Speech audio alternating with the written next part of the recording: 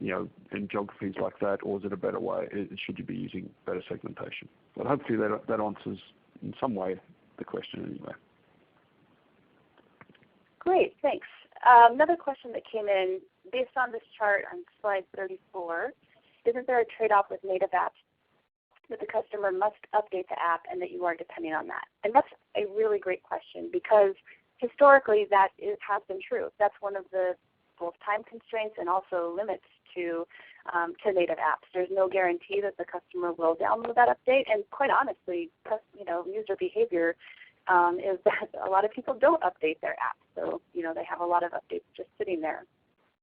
That's a really great advantage of the Insighten approach to both tagging and optimization and everything on native apps, because it really bypasses that. It bypasses the need for both recompiling and resubmitting to the store, and it bypasses the need for a customer to download the app. So you are no longer reliant on whether or not the customer actually downloads the app. And that is true with content that you could change within the app, tagging you put within the app, whatever it is that you want to configure, you can just make that happen, just like you would on the web.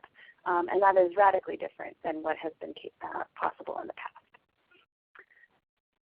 Next question here, general question.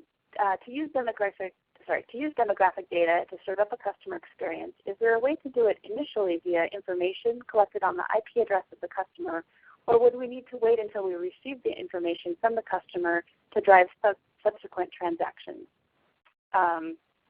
So I'm not sure if that's a question about Insighten technology or just sort of a best practices question for James. Yeah, Karen, the way that I kind of saw it was a kind of a general. So should I take a stab at it, and then do you want to No, jump in? that's perfect. Yeah, that's what I was. Okay, great.